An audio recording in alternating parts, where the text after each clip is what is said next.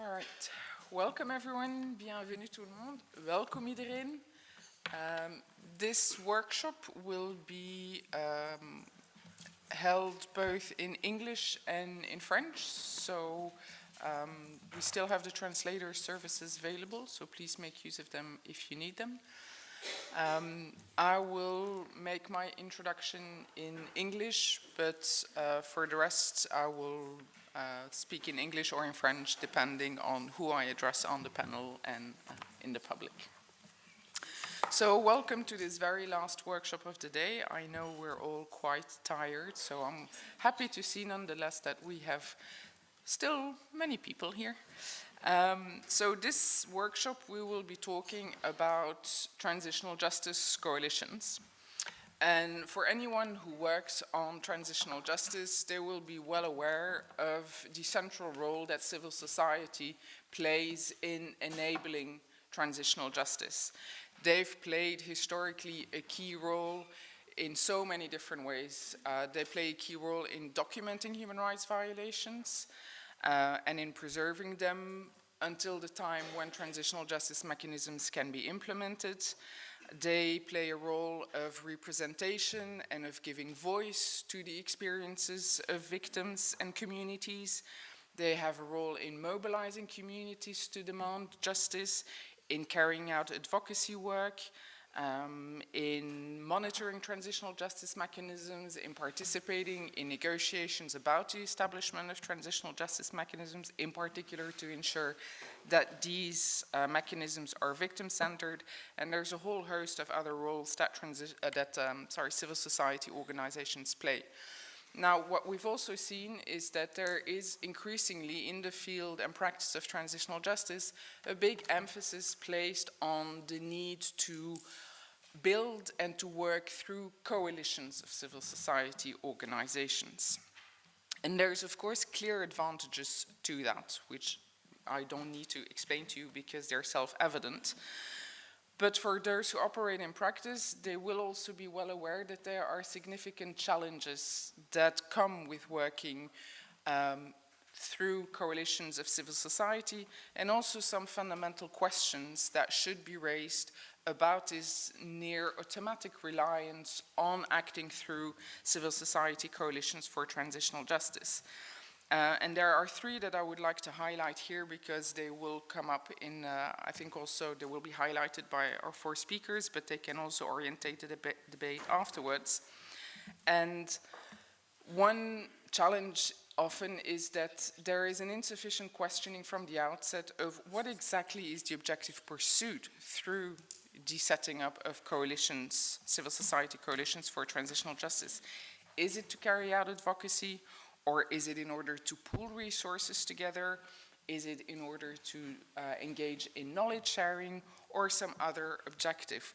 Why do we think that we need to act through a coalition and for what objective? And I think that question is important to ask because it will, what objective is pursued through the coalition will influence very strongly how exactly do you organize that coalition, who should be part of it, how do you operationalize it.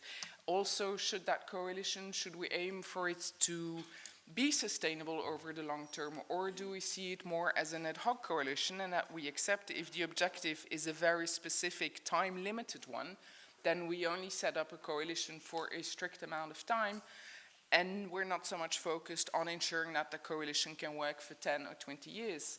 But these are all questions that often only get asked towards the end of the lifetime of the coalition or after a specific project is done. But there's sometimes a lack of strategic reflection on what exactly do we want to achieve through these coalitions.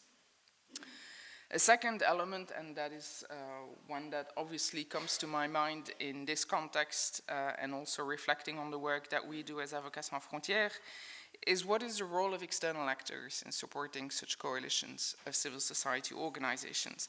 Now, from experiences with transitional justice processes in Latin America or examples such as the Habre trial, there are very clear examples where coalitions between international organizations and local civil society organizations have been absolutely key in driving these processes. I think the Habre trial is probably the most evident of that, where this coalition between some international NGOs and then local victims associations, they were the drivers behind the trial.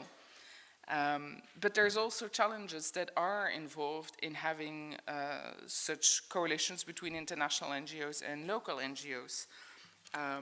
So, for example, what is the legitimacy of such coalitions? What is the legitimacy based on? And also, to what extent can there really be an appropriation of these coalitions by local actors and by victims if the creation of these coalitions is essentially externally driven rather than locally driven? And how can we also ensure that in such international, national coalitions of civil society actors, it's also the local agenda that dominates and not the agenda of the international NGOs, and by consequence, sometimes also the agenda of the donors who then support the activity of the international organization, which then works together with the local organizations. And there's also a risk of local civil society organizations being used in these coalitions as mere exécutants. That's the first time I find a word in French and not in English. Executioners, not quite. That the civil society NGOs, that they execute whatever agenda and project is set up by the international NGOs, rather than there being a real partnership. And that kind of relationship you can see between international NGOs and local NGOs, but also with donors. When donors put money in trying to support domestic coalitions of transitional justice, sometimes that can also take the form, whether it's bilateral donors, the EU, or whether it's the UN, where really the domestic NGOs, all they end up doing is executing the project that has been set by the donor. And therefore, there's really not any ownership, there's not any local voices and local agendas that really drive that coalition. And the last element, which I think will link in very nicely with what our first speaker will say, is how do you ensure that victims have real ownership and participation in these coalitions? Because all civil society organizations do not necessarily represent victims directly. They do not necessarily enable victims' voices to be heard. So how, when you operate through these coalitions for transitional justice, how do you ensure that there is victim participation and ownership of these coalitions? So I am very happy to welcome 4 of our speakers who will address these questions, and each of them will share an experience from their particular country or region. So our first speaker today is Ram Bhandari, who I think he earns the medal for having traveled the furthest to make it to this conference, all the way from Nepal, so thank you very much. And so Ram is a human rights activist who is based in Nepal and who founded the network of families of the disappeared in Nepal. And in that context, he's been working a lot on advocating and working towards the implementation of victim-led transitional justice advocacy.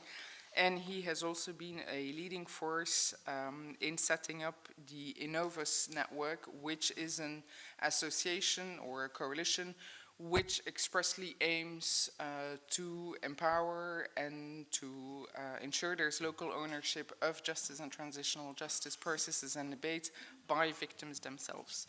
So Ram, I give the floor to you. Thank you, Valerie, and good afternoon to all.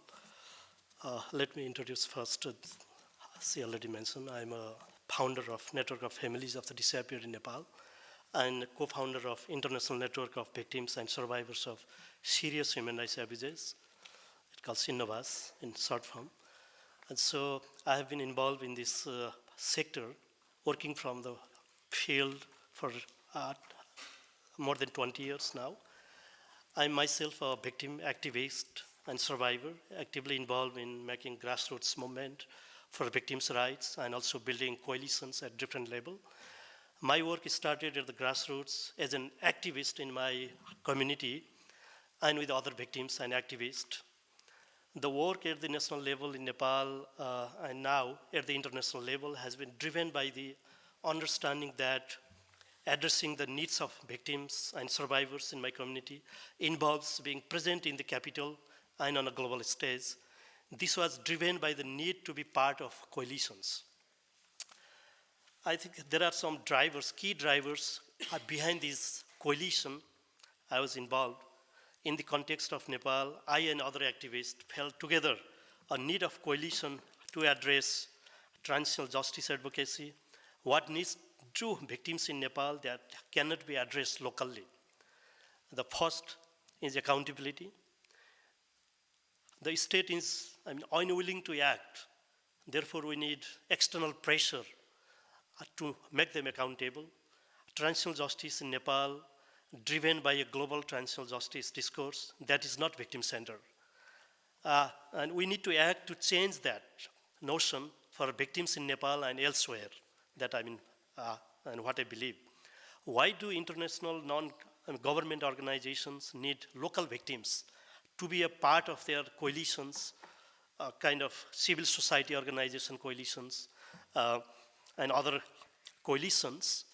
They want to ensure a victim-centered approach in transitional justice for legitimacy and to understand needs on the ground and what are the needs and priorities of the victims at the grassroots. I would say one of the most important issues is to acknowledge that such coalitions always include a range of different interests that do not typically coincide. As such, there are a range of reasons that leads to a particular agenda being prioritized. One important problem is the lack of victims' voices taking part in the processes of transitional justice. In the best case, victims or affected communities are given agency and can drive their own agenda and in their own context. This gives a coalition legitimacy. However, victims often do not participate since victims are often the least powerful members of such civil society coalition. My own experience in Nepal, and then we have formed a transitional justice advocacy group in 2010, including the United Nations, and later Conflict Victims Common Platform for Transitional Justice in 2014, purely led by victims and survivors. And recently, and then we have established international networks of victims and survivors, purely led by victims and survivors, to drive their own agenda and to ensure their participation in all levels of justice processes. There may be powerful civil society coalitions on the ground and who can control the agenda and whose priorities may have a local political influence and reflect other agendas or reflect global normative agendas, or those of international agencies and donors represent some kind of agenda. Donors, including the governments in the global north, and who fund much development and rights work in the global south, as well as international non-governmental organizations and the UN agencies, can gain a dominant role in setting agendas.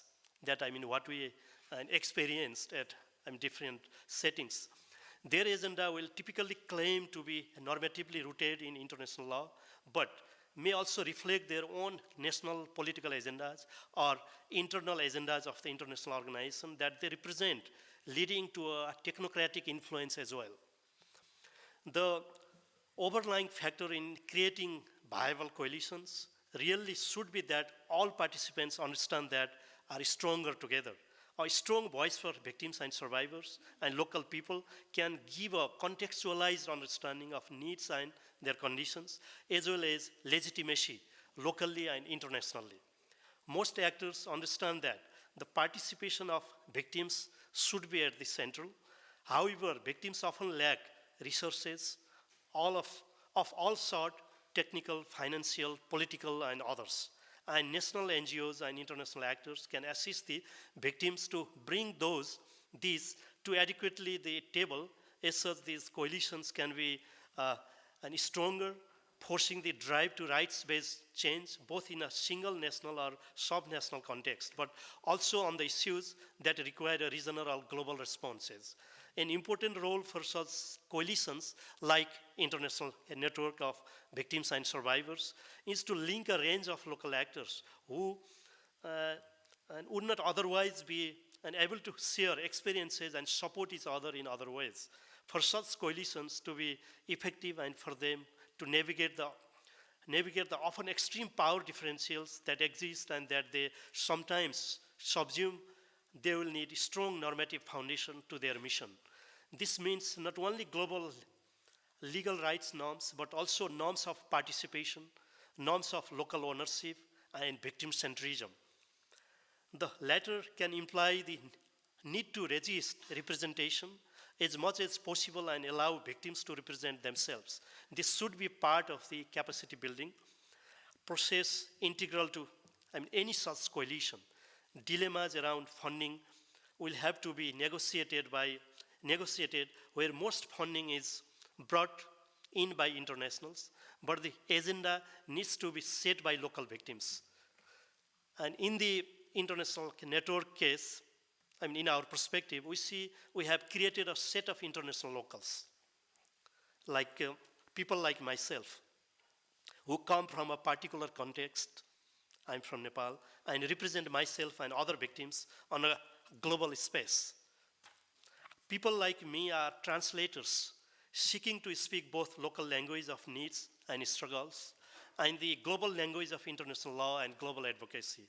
A coalition like International Network of Victims and Survivors is absolutely dependent on us, keeping close to those we seek to represent and not simply using our identity to gain legitimacy as just another global actor. And also there are some opportunities and challenges that we feel that activists from different level and context, we realize that we need a kind of solidarity discourse and solidarity chain to defend of victims' rights. This gives voice and power to individual and organization and the grassroots movement to gain collective solidarity and identity as coalitions come together and develop it, and is the trust between individuals and organization involved in the flow of communication that will turn a group of organizations into a powerful policy changing force. That what we are looking for, a role of international network in the global space. And I also see the challenges because of conflict of interest. There may be some potential fragmentation between the individual members. Maybe unwanted manipulations and instrumentalization of victims' agenda by the interest groups and the external actors, both within and outside the coalitions. And primarily the system, they divide the actors as there are flaws in the system, and they don't want to see the advanced, strengthened victims movement in different contexts. And through this, coalition and solidarity discourse, victims and survivors' role in agenda setting, and we can gain political agency. This is very important in the movement building and then movement leading. And we can also impact policy making and creating a space for victims and all voices in policy platforms, both at local, national, and international level. And there are some lessons learned that representation and ownership concerns are key in the process. And this act as a collective action and expand networks to incorporate local levels that brings power from the grassroots, facilitate knowledge exchanges, and build and produce narrative-based knowledge based in the victims and survivor context at a different level, and deal with differences individually and institutionally, and ensure longer-term support for the cause of sustainability. Leadership, organization, there is structure, membership, and management skills. These are also important in the sustainability measures to animate such coalitions like International Network and other civil society organizations as a catalyst for change and transitional justice and social change processes. Thank you very much. Thank you very much, Ram, for these very useful perspectives from on-the-ground experience really of working with victims and trying to set up an organization that genuinely empowers victims in the fields of transitional justice. On va passer maintenant à au deuxième panéliste de cette session, qui est Thérèse Kulungu. Thérèse Kulungu est une avocate congolaise qui a été active depuis des décennies sur la protection des droits de l'homme en RDC et qui a travaillé avec plusieurs associations de protection des droits de la femme, y compris la fondation Panzi, pour laquelle elle continue de jouer un rôle de représentation à Kinshasa. Et elle a plus récemment aussi, en tant qu'acteur de la société civile, été impliquée dans différents efforts et différentes discussions actuellement sur la mise en place d'un processus de justice transitionnelle en RDC, y compris la mise sur pied d'un groupe de travail justice transitionnelle qui regroupait différents acteurs de la société civile congolaise. Thérèse, je vous passe la parole.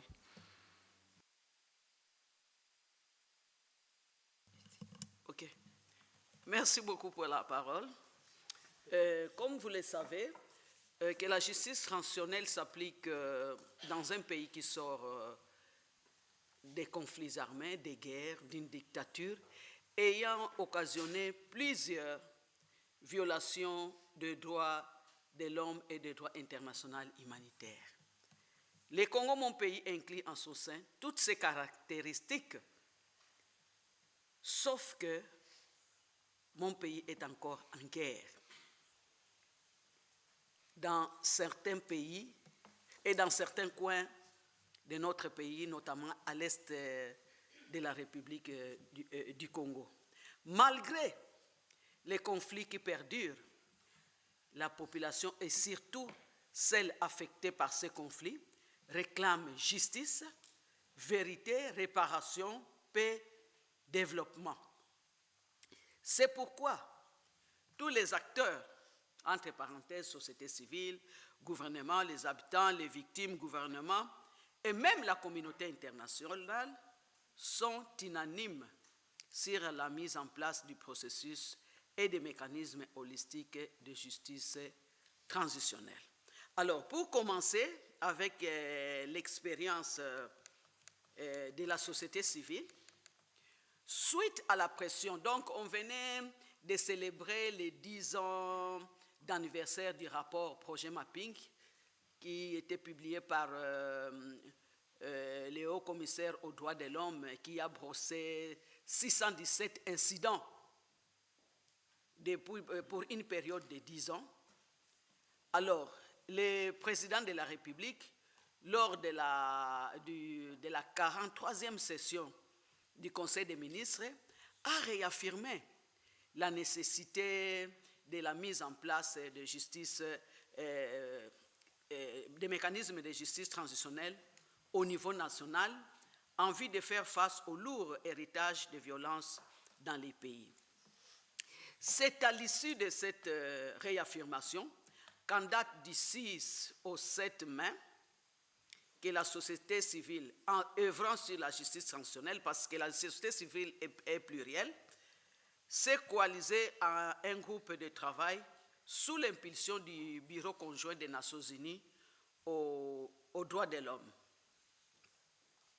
Le groupe de travail que nous avons coordonné, j'étais la coordinatrice, avait pour objectif de servir d'un cadre d'échange permanent entre les bureaux conjoints des Nations Unies aux droits de l'homme, la société civile et le gouvernement, de rassembler toutes les forces vives de la société civile autour de la justice transitionnelle et élaborer un document de plaidoyer commun entre BCNDH et société civile.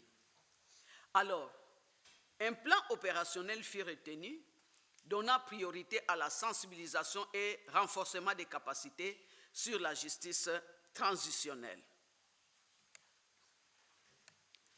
C'est dans ce cadre que nous avons rencontré les leaders communautaires dans la capitale à Kinshasa et dans les provinces, surtout dans les provinces affectées. Il y a eu des ateliers de formation des acteurs gouvernementaux, sociaux au niveau provincial, il y avait des séances de sensibilisation des masses, des conférences de presse. La stratégie était de déployer tous les membres du groupe de travail dans les différentes provinces et procéder en quelque sorte aux consultances avec toutes les forces vives, avec les membres de la société civile trouvés sur place. Alors, le résultat est que les acteurs politiques, des médias, les membres de la société civile étaient sensibilisés sur la justice transitionnelle. Donc, le but, c'était d'avoir une définition commune, une compréhension commune sur la justice transitionnelle avant d'évoluer. Chemin faisant, le groupe de travail s'est mué en commission mixte, composée par le gouvernement, les Nations Unies. Quand je parle du ministère du gouvernement, on avait inclus le ministère de la Justice, le ministère des Droits humains et quelques institutions comme l'Observatoire national des droits de l'homme.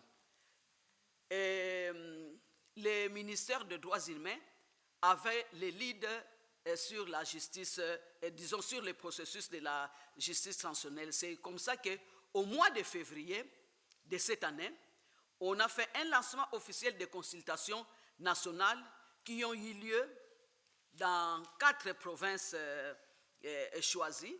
Bon, je vous épargne les noms parce que vous n'allez pas vous retrouver. Malgré le lancement depuis le mois de février, les budgets peinent à venir, peinent à suivre. Donc, quelque part, nous voyons le manque de volonté totale du gouvernement de s'engager dans ce processus. Et pourquoi? Ça, je vous épargne les détails parce que nous n'avons pas assez de temps pour expliquer tous les problèmes que nous sommes en train de traverser pour la mise en place de ce processus. Néanmoins, il y a quand même des documents qui ont été élaborés, publiés, tels que les documents que j'ai ici, en français et en anglais, qui a été élaboré par la Fondation Panzi, qui est le groupe du docteur Mukwege, le prix Nobel de la paix 2018, qui a le lead de la justice transitionnelle en RDC. Alors, le point suivant, c'est que nous disons que la justice transitionnelle congolaise, c'est un cas particulier, un cas sui generis. Pourquoi nous disons que la justice transitionnelle congolaise, c'est un cas particulier? Premièrement, le Congo ne se soustrait pas des principes universels de la justice transitionnelle, n'invente pas la roue, ne crée pas une justice nouvelle ou une justice à part. Mais nous avons l'obligation morale, compte tenu du contexte, de la complicité des crimes, de la diversité d'auteurs, de ne pas faire les copier-coller,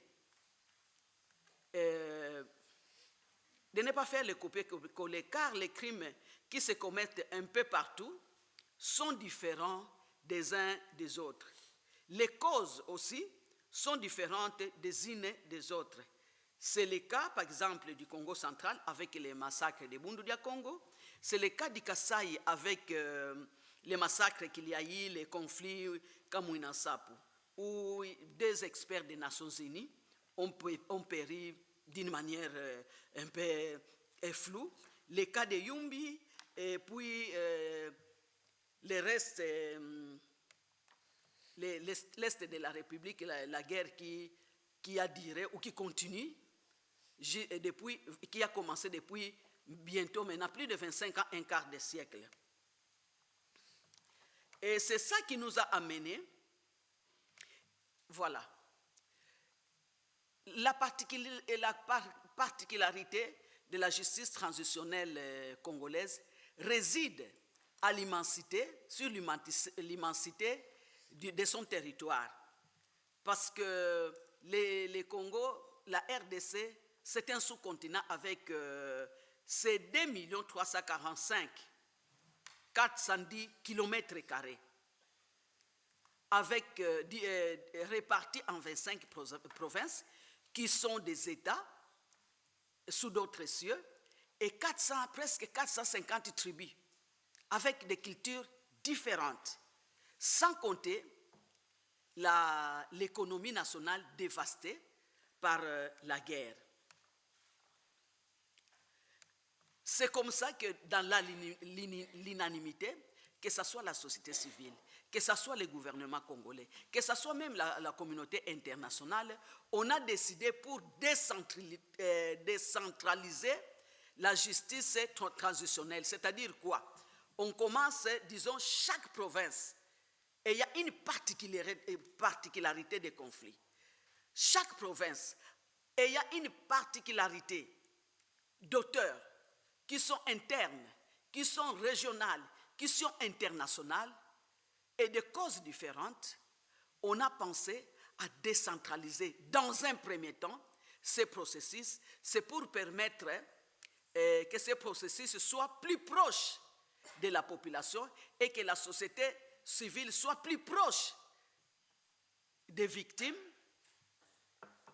pour avoir beaucoup plus de réponses, pour avoir beaucoup plus de clarité dans ces processus. C'est l'exemple du Kasaï. Au jour d'aujourd'hui, la province de Kasaï, avec les conflits Kamouina Sampo. Donc, il y a un chef coutumier qui a été tué. Excusez-moi,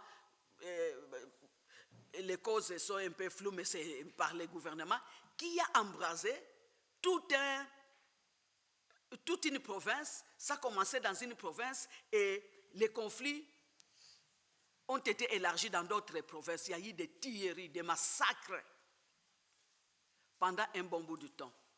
Mais dans cette province de Kasaï, il y a déjà, avec la décentralisation, c'est un exemple à suivre pour les autres provinces, ils ont déjà une commission vérité, justice et paix. Et il y a 11 commissaires qui ont été nommés, qui sont déjà opérationnels. Alors, nous parlons de la coalition avec les autres, tels que les autres pays, Népal, l'exemple de Népal que nous venons d'écouter. La RDC est prête pour coaliser et en s'inspirant des expériences passées, tout en décelant les faiblesses et la force des autres pays.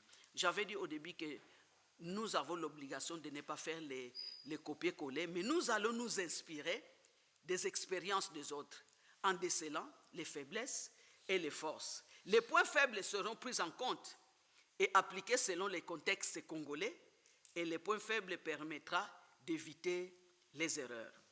C'est l'exemple du Rwanda. Le temps me manque pour parler de tous les autres pays qui nous ont précédés dans ce processus. L'exemple du Rwanda. Le Rwanda a recouru au tribunal pénal international et au Gacaca. Est-ce que l'expérience du Rwanda, quels sont ses points forts? Quels sont ses points faibles? Est-ce que l'expérience du Rwanda a répondu aux attentes de la population, aux attentes des victimes? Et puis quand on recourt au tribunal pénal international, excusez-moi, le tribunal pénal international se saisissent beaucoup plus de gros poissons. Et c'est seulement les gros poissons qui ont commis des crimes. Les petits poissons sont là. Bien sûr que Gacaca s'est intéressé aux autres petits poissons, mais est-ce que les enquêtes ont été crédibles, ont été indépendantes? Tout ça, ce sont des questions que nous devons nous poser. Est-ce que allons-nous maintenant embrasser ou bien nous conformer à l'expérience du Rwanda? C'est comme ça que nous faisons. Nous allons prendre ce qui sera bon pour nous et selon notre contexte. C'est le cas aussi du Burundi. Et j'espère que nous avons des frères du Burundi ici. Le Burundi a adopté plusieurs lois en cette matière. Mais est-ce qu'elle a résolu les problèmes? Tout ça, nous allons déceler les points forts et les points faibles. Le cas de l'Afrique du Sud, je vais me limiter au cas de l'Afrique du Sud, qui, par exemple, a mis fin à l'apartheid. Est-ce qu'il a résolu les problèmes, tous les problèmes des victimes? Nous n'avons pas de temps pour parler de tout ça, mais ce sont des points d'interrogation. Alors, en conclusion, nous disons ceci, que la coalition, c'est un atout, un avantage pour les Congolais. L'expérience des uns et des autres va nous aider d'avancer, d'améliorer notre processus et d'éviter les erreurs commises par les autres. Le Congo, mon pays, veut une justice transitionnelle propre, typiquement congolaise, tout en s'expirant au contexte congolais. La décentralisation va nous aider de comprendre les problèmes à la source. La décentralisation va nous amener à être beaucoup plus proches des victimes, et comme ça les victimes vont beaucoup plus s'expliquer, et la société civile aura un grand travail, pas aura, mais puisque le processus est déjà en cours. Le gouvernement a lancé des consultations nationales dans les provinces affectées pour faire participer la population à la base, la population locale. L'impulsion doit venir de la base, la population locale doit s'exprimer. C'est là où nous disons que la société civile a un grand rôle à jouer. En quelque sorte, c'est un mini-référendum qui est organisé parce que la volonté de la population va lier les pouvoirs en place. Le pouvoir en place ne pourra pas s'en passer de la volonté du peuple. C'est à l'issue de ces consultations nationales que nous allons définir la politique nationale et générale de la justice transitionnelle. Pour terminer, nous avons déjà une loi de FONAREV, donc Fonds national de réparation des victimes. Le conseil d'administration à son sein, disons, le conseil d'administration de ces FONAREV, le Fonds national au profit des victimes, a à son sein les représentants des victimes et les représentants d'aide aux victimes. Pourquoi? C'est pour éviter l'interférence du gouvernement. Nous sommes obligés de tenir compte des expériences des autres, car nous sommes une nation au sein des Nations Unies. Bref, les exemples des autres vont nous inspirer, mais tout en respectant les contextes congolais. La justice transitionnelle congolaise, c'est une école, un cas sui generis, un cas typique qui tient compte des expériences des autres, tout en tenant compte des contextes et de ces réalités. J'ai dit et je vous remercie.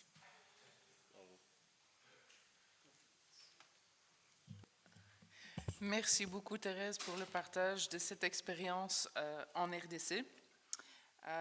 Alors, je vais maintenant passer la parole à la troisième panéliste. So our third speaker today is going to be Elizabeth Baumgartner, who is a key expert with the EU facility on justice in conflict and transition, which is a facility that supports, that provides support in the area of transitional justice and constitution building. She is a lawyer by background, specialized in international criminal law and transitional justice, and prior to joining the facility, she has worked with various organizations such as Swiss Peace, the ICRC, and the Special Court for Sierra Leone. So, Elizabeth, I give you the floor. Thank you very much. And I would like to thank also my speakers, the speakers who spoke before, because while you were speaking, Teres and Ram, I was taking a lot of notes because I think it's really very essential what was said.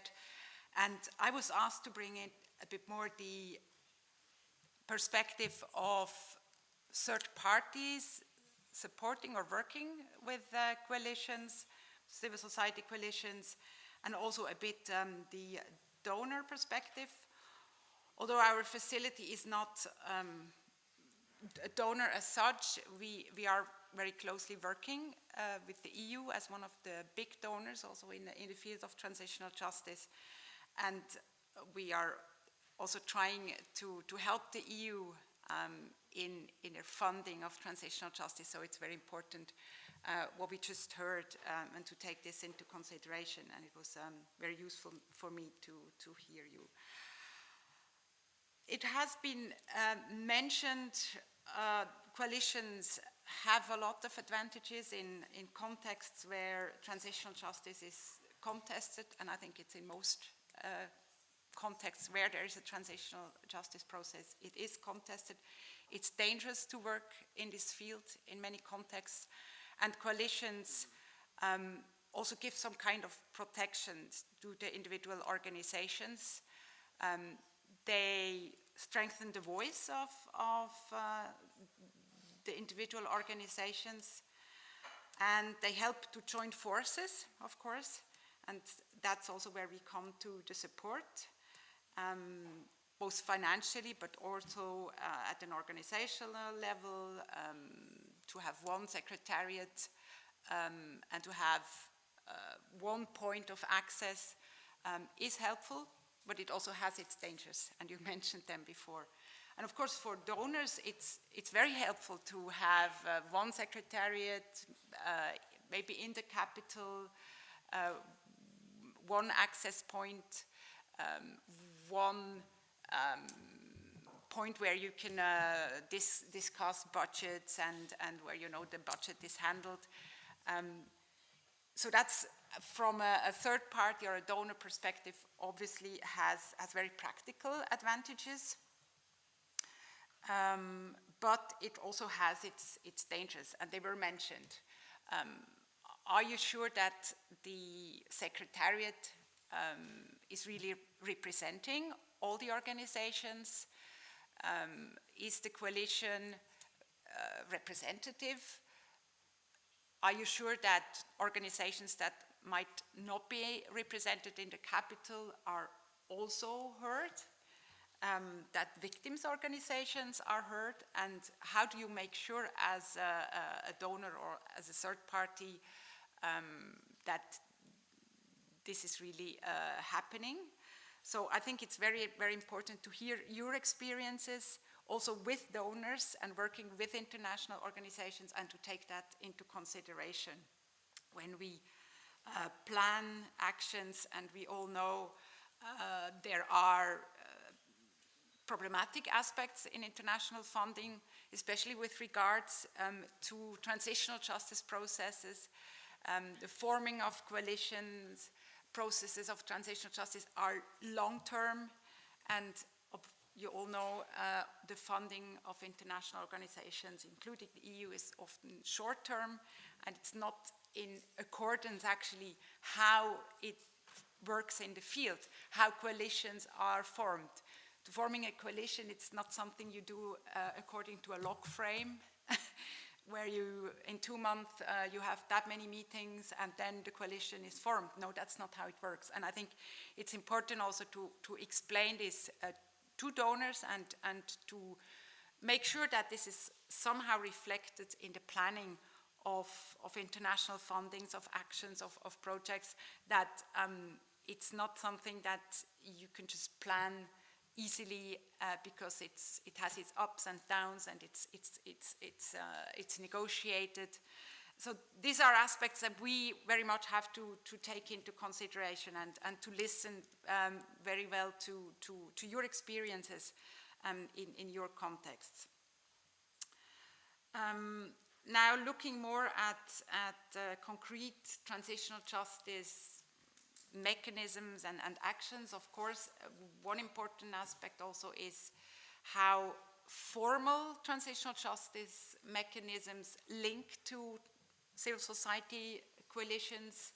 And here again, of course, for a truth commission or a reparation program or whatever memorialization initiatives, it is important to work with coalitions and to have these different voices brought together.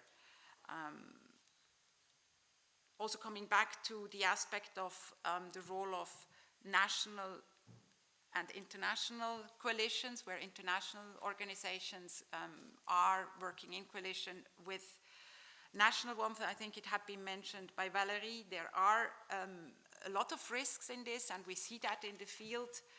I used to work a lot on the topic of documentation, and there very typically often you have national, local actors providing a lot of information, taking all the risks to gather the information and the documentation, but then it's presented in reports by international organizations, and it's not really reflected all the work that was done in the field and taking all the risks by local organizations. It's not really represented in the final output. And maybe also the danger is often underestimated, and that's also an important aspect, that sometimes we are pushing local actors to do things that are actually too dangerous. So there are a lot of aspects to take into consideration when we talk about coalitions. One last point I wanted to raise. Our facility is also somehow a mini coalition. It's a consortium of civil society organizations that is implementing this contract with the EU.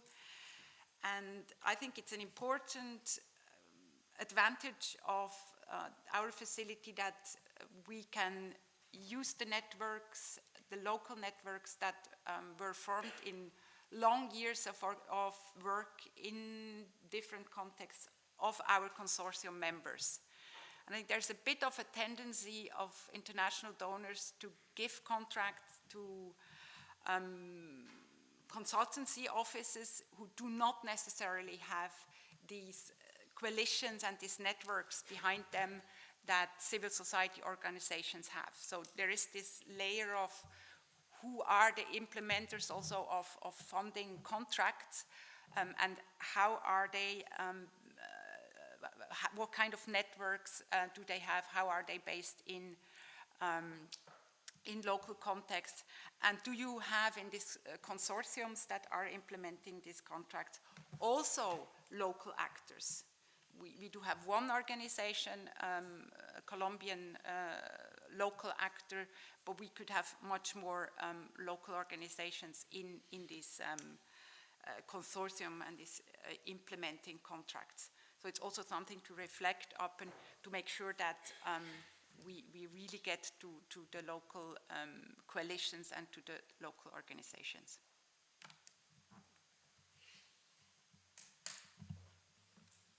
Thank you very much, Elizabeth, for sharing this maybe more external perspective on transitional justice coalitions. And we'll now go to our last speaker. Donc je ne sais pas pourquoi je m'éteins moi-même. Notre dernier orateur ce soir, c'est mon collègue Chaim Chemli, qui est le coordinateur de recherche et de plaidoyer au sein de notre bureau euroméditerranéen qui est basé à Tunis. Et avant ça, il a travaillé sur les projets de justice transitionnelle en Tunisie. Et donc, dans ce cadre-là, il a coordonné la coalition nationale pour la défense de la justice transitionnelle en Tunisie. Donc, il va nous partager son expérience à ce niveau-là.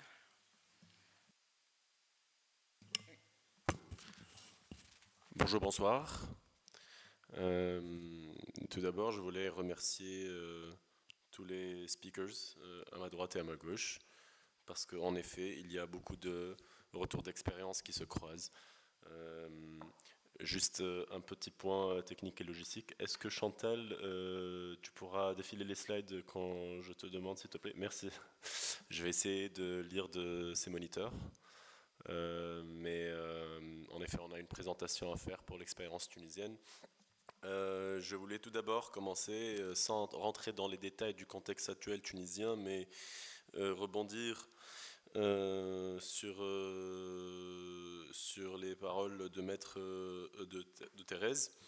Nous avons tout à fait le droit de critiquer en effet le modèle de la justice transitionnelle comme modèle, souvent critiqué pour être un modèle importé. Quand on regarde les expériences les plus phares, je suis très d'accord. Est-ce que l'Afrique du Sud, après avoir rompu avec l'apartheid institutionnel, je pense que les dernières lois de l'apartheid étaient dans les années 90, mais aujourd'hui il y a un apartheid socio-économique qui perdure, et donc est-ce que la justice transitionnelle a réussi avec les mécanismes employés en Afrique du Sud? Pareil pour le modèle du Rwanda. Le Rwanda est aujourd'hui fait des miracles économiques. Et il n'y a rien à voir avec le Rwanda pré-génocide, mais est-ce qu'aujourd'hui le Rwanda est un régime proprement démocratique? Et donc, est-ce que les mécanismes de justice transitionnelle au Rwanda, avec bien sûr le caractère national de chaque expérience, pareil en Tunisie, mon propre pays, la Tunisie a connu 10 années de démocratie ou de tentatives d'exercice démocratique. Après une révolution, suite à un régime dictatorial, on a connu des milliers de cas, des centaines de milliers de cas de torture, de disparition forcée, de mort sous la torture, d'arrestation arbitraire. Et aujourd'hui, après 10 ans de transition, il existe tellement de violations qui ont eu lieu durant ces 10 années de transition que la justice transitionnelle est devenue impopulaire. C'est-à-dire que les gens se disent, mais vous nous parlez des crimes d'avant la Révolution, quid des crimes actuels? Bien sûr, c'est à la société civile de toujours rappeler que la continuité de l'impunité fait que la continuité des violations ne s'arrête pas. C'est pour ça que j'ai très bien apprécié vos remarques sur la justice transitionnelle, souvent dans la continuité des violations ou bien dans la continuité du despotisme. C'est un cas à part, puisque un des derniers piliers de la justice transitionnelle, c'est garantir la non-répétition des exactions ou du despotisme ou des violations. Et bien souvent, il faut utiliser les outils de justice transitionnelle, même dans la continuité, et ça ne doit pas décourager la société civile. Je voulais quand même exposer ce cadre de contexte sur l'expérience tunisienne avant de vous défiler les éléments de ma présentation qui ne concernent que la coalition. Next slide, s'il te plaît, Chantal. Encore. Voilà, encore. Bon, on va tout d'abord vous citer très très rapidement, pas toute la liste, mais je peux mettre à la disposition les slides, les attaques que le processus de justice transitionnelle a connu quand l'instance vérité dignité existait et même après. C'est pour tout d'abord mettre un caractère commun à toutes les expériences que ce n'est pas un processus qui plaît aux autorités, ce n'est pas un processus. C'est un processus qui dérange parce qu'il s'attaque à tous les appareils de l'État.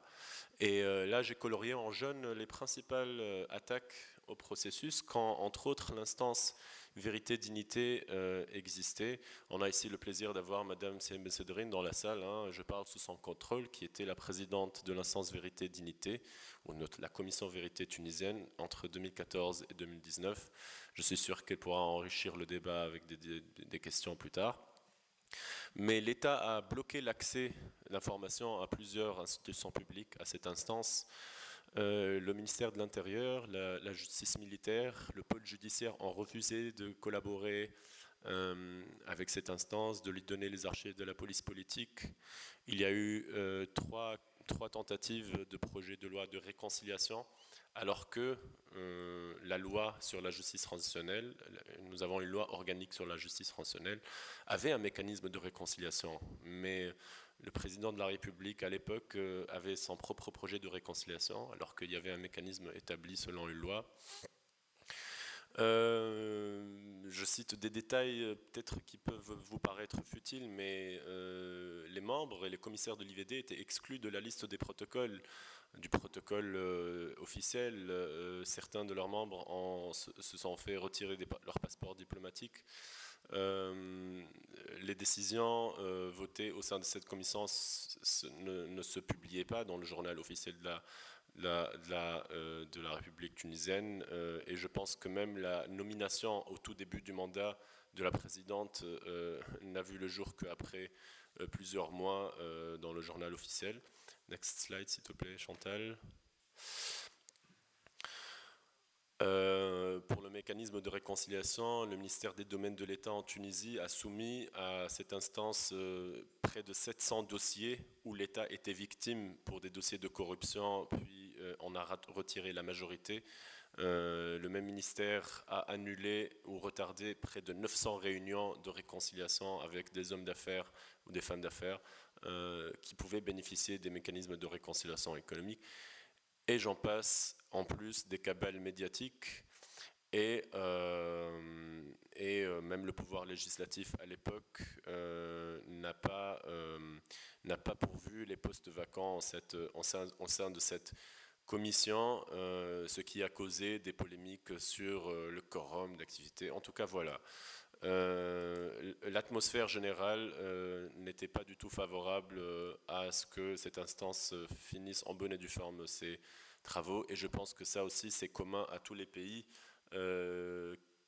qu'il y ait des commissions vérité ou pas, mais les entraves, je pense, sont les mêmes. Next slide. Pour ce qui est du rôle de la société civile dans tout ça, j'ai repris un titre que mon collègue Antonio a trouvé, Union dans la diversité. Et je vais vous exposer pourquoi. Voilà la coalition tunisienne de la société civile de défense de la justice transitionnelle, avec à peu près une trentaine de membres, d'ONG principalement locales, donc nationales et aussi internationales. Il y a à peu près de tout. Parmi les plus imminentes, la Ligue tunisienne des droits de l'homme, l'Association des magistrats des Tunisiens, et aussi les organisations qui sont apparues après la révolution de 2011, et les organisations internationales les plus importantes. Je ne vous dis pas que tous ces organes agissent avec la même cadence ou avec la même vitesse. Il y a des acteurs de premier rang dans l'activité, et il y a des organes et des acteurs de second rang, mais ce n'était pas le principal problème de la coalition. Next slide. Ça sera lent à lire, donc next slide. Voilà.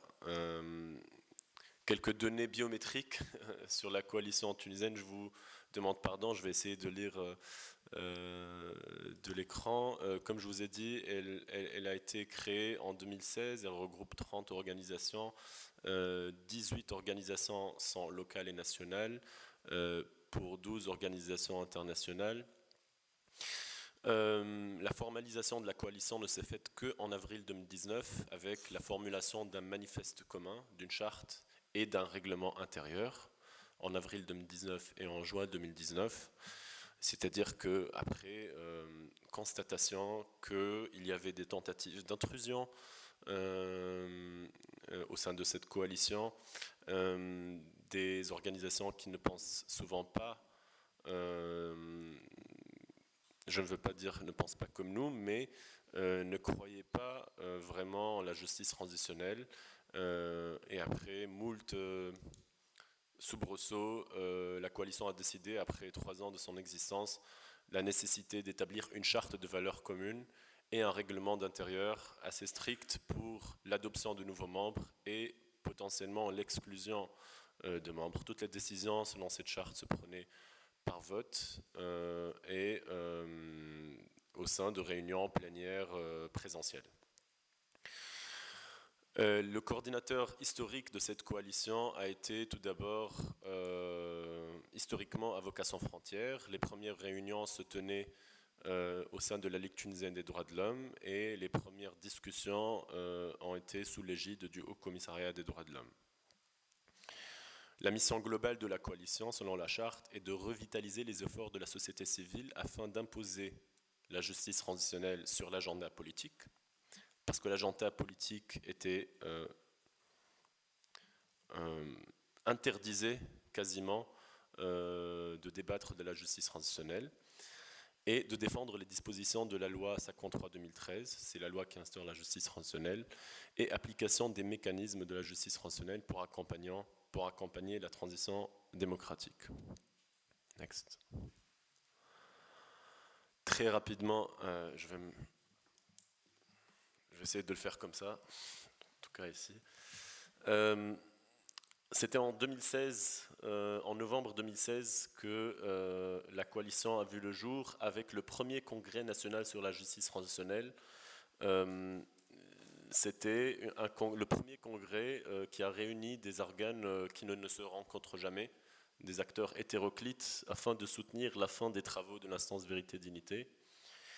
2 ans après, l'Assemblée des représentants du peuple, c'est-à-dire les députés en Tunisie, ont voté une décision pour fermer et mettre fin aux travaux de l'instance Vérité-Dignité, se focalisant sur un article de la loi 53/2013.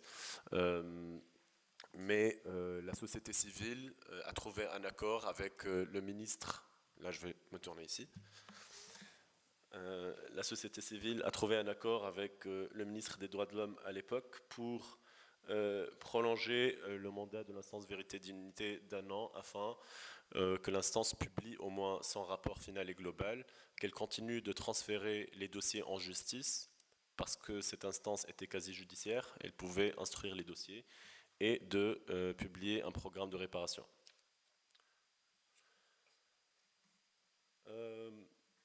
On va dépasser ce slide vu le temps qui nous reste. Encore next. Pardon, le slide d'avant c'était juste une cartographie des acteurs, mais ce n'est pas le plus important de ce qui reste. Donc next slide please.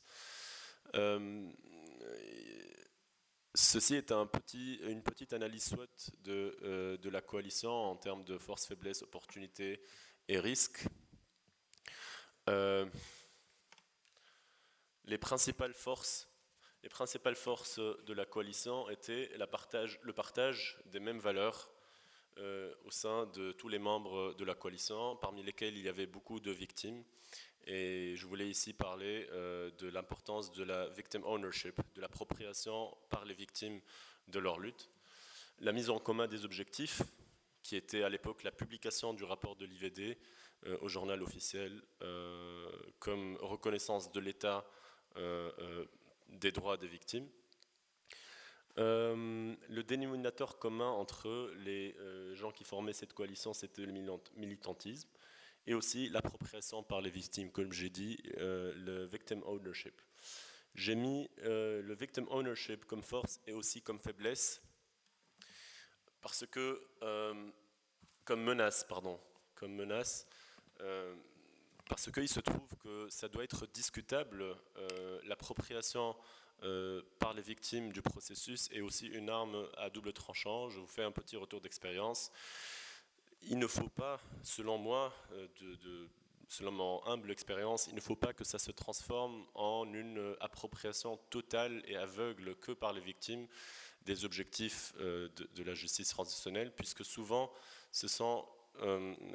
la justice transitionnelle concerne tout un peuple, et il y a des victimes directes et des victimes indirectes.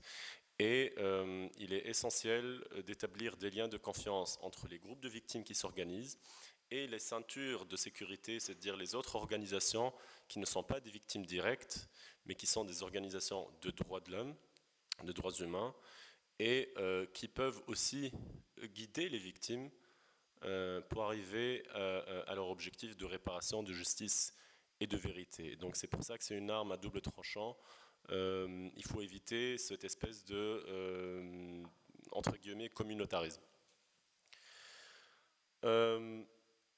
Parmi les menaces qui pesaient sur la coalition, c'était la haute politisation de la justice transitionnelle en Tunisie et l'absence de volonté politique de publier le rapport de l'instance Vérité et Dignité au JORT et de mettre en place le programme de réforme en vue de garantir la non-répétition des violations et la décrédibilisation de la loi organique SACONTRA 2013 et des travaux et des outputs de l'instance Vérité et Dignité.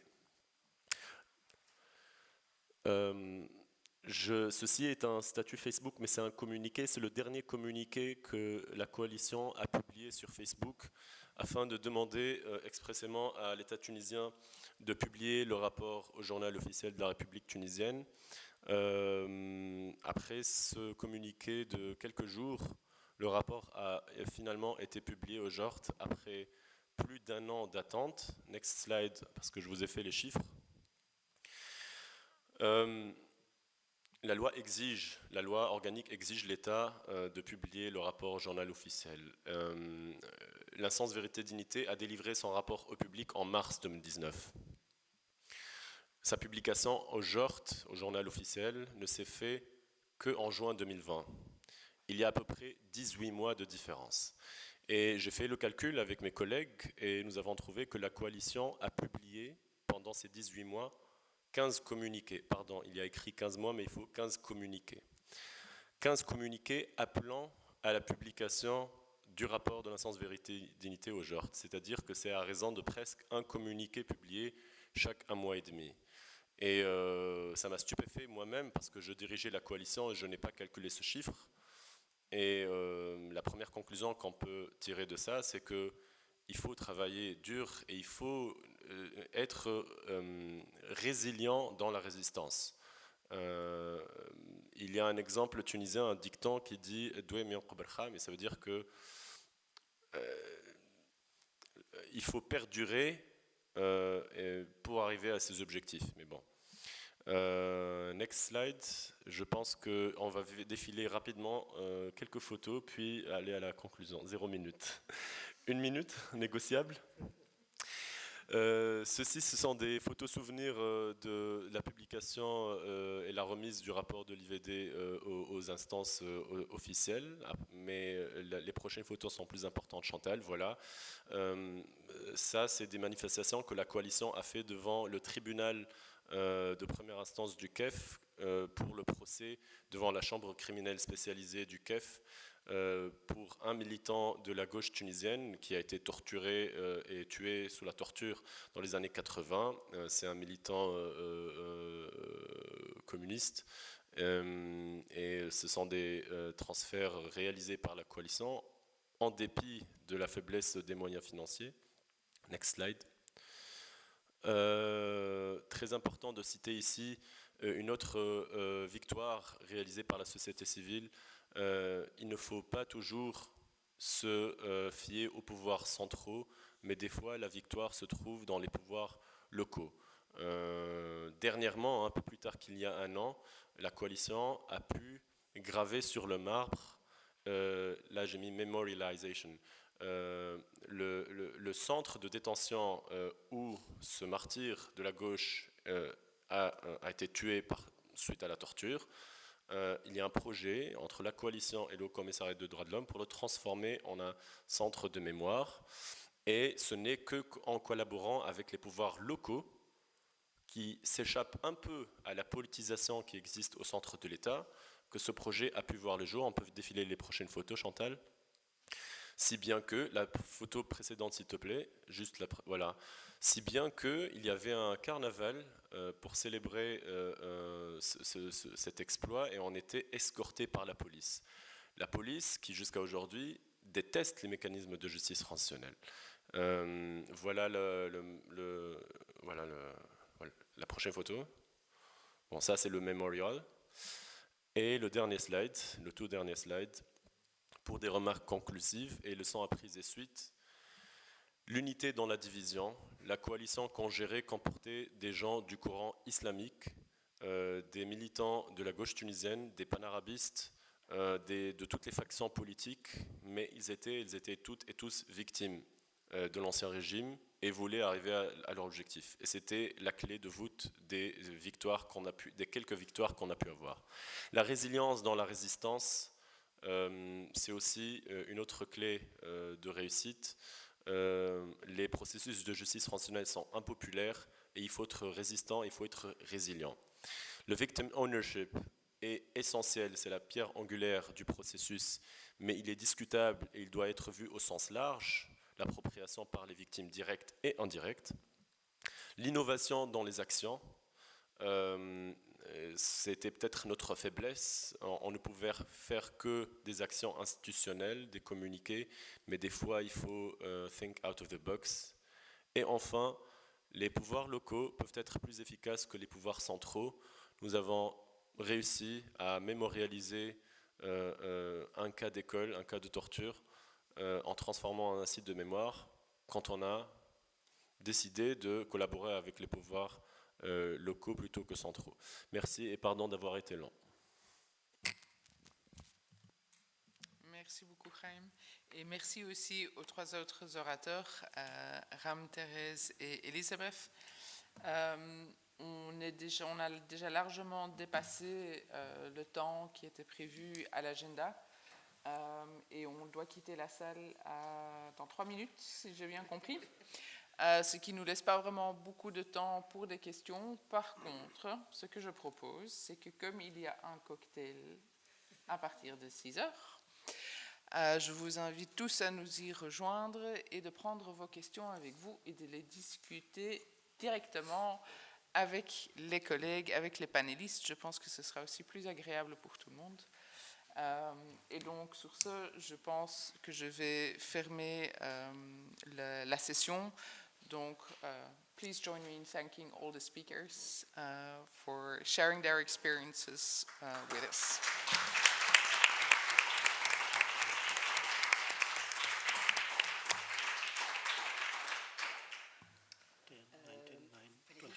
Very, very interesting. I just have to share this.